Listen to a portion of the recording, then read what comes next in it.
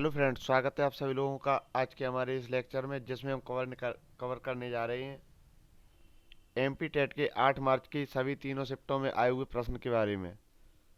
चलिए बढ़ते हैं, अपने क्वेश्चंस को देखते हैं कि किस तरह से क्वेश्चंस आज पूछे गए थे एग्जामिनेशंस में और आगे क्या पैटर्न जो एग्जामिनेशन में पूछा जाएगा उस पर थोड़ा चर्चा करेंगे। चलिए बढ़ते हैं, सबसे पहले देखेंगे आज कौन से क्वेश्चंस आए हैं।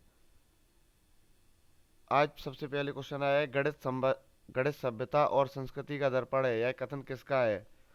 तो आपको देखना होगा कि अब एग्जामिनेशन में कथन के क्वेश्चन भी पूछे जा रहे हैं। गणित सभ्यता और संस्कृति का दर्पण है, यह कथन हॉबेन का है, होवेन महोदय का यह है कथन। प्राथमिक स्तर पर गणित का उद्देश्य क्या है। प्राथमिक स्तर पर गणित का उद्देश्य क्या है, तो हमारा जवाब हो जाएगा मानसिक रूप से तैयार करना। गणित सभी विज्ञानों का द्वार एवं कुंजी है, यह कथन किसका है। तो यह कथन रोजर बेकन ने दिया था कि गणित सभी विज्ञानों का द्वार एवं कुंजी है।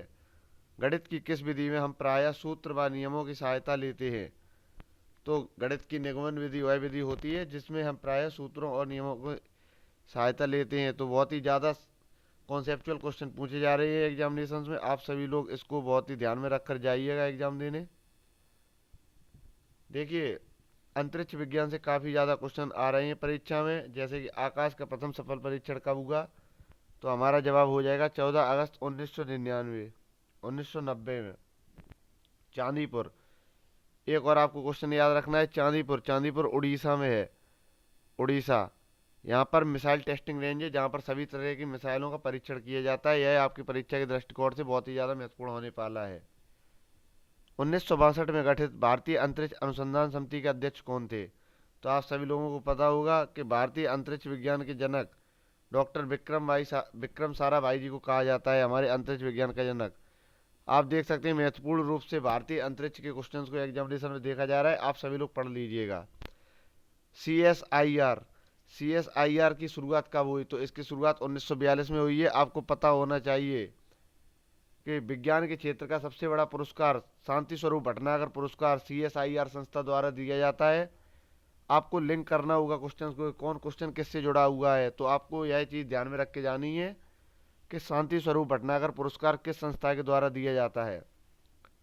अन्य क्वेश्चन आया है, माता पिता से संतानों को प्राप्त होने वाले गुणों को क्या कहते हैं।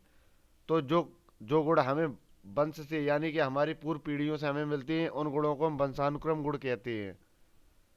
एक और क्वेश्चन देखें, तो बच्चों के सामाजिकरण का प्रथम स्रोत क्या है। तो परिवार होता है, बच्चे परिवार से ही सीखना शुरू करते हैं।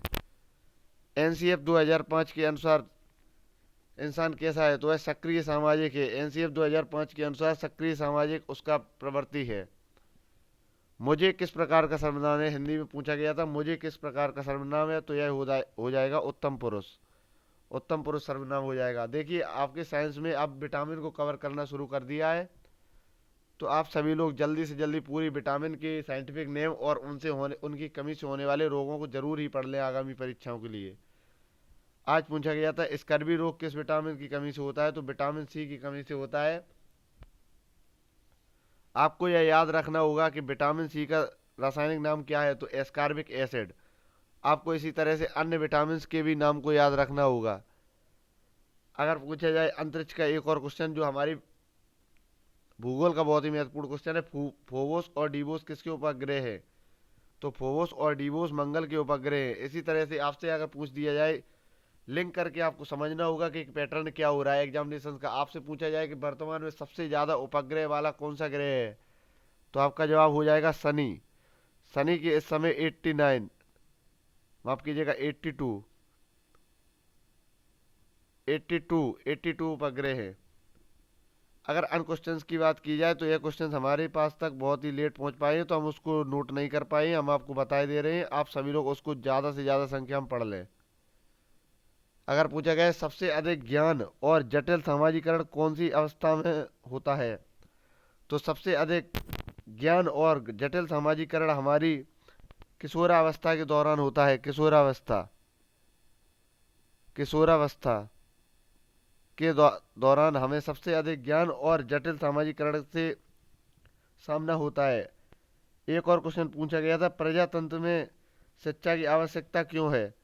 तो प्रजातंत्र में शिक्षा की आवश्यकता योग्य नागरिकों के निर्माण के लिए होती है। एक और पूछा गया था, मापन का क्षेत्र किस प्रकार का होता है? तो मापन का क्षेत्र व्यापक होता है। मापन का क्षेत्र व्यापक होता है। अन्य क्वेश्चंस को देखा जाए तो पूछा गया था, प्रगतिशील शिक्षा के रूप में याद किए जाते हैं।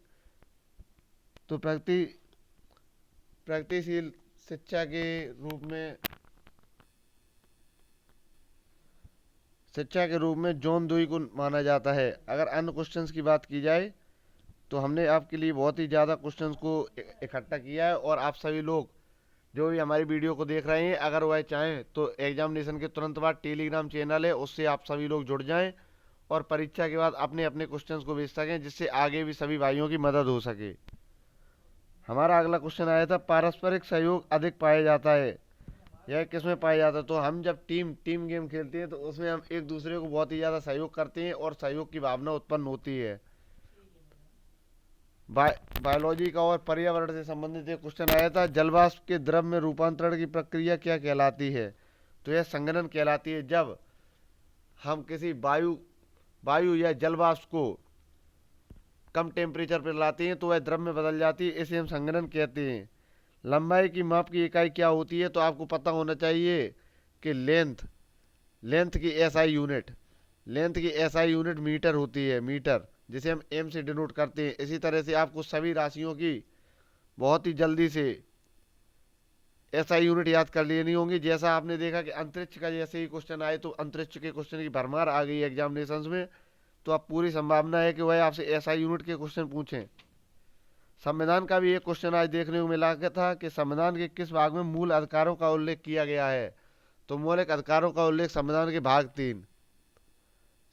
भाग 3 में मौलिक अधिकार।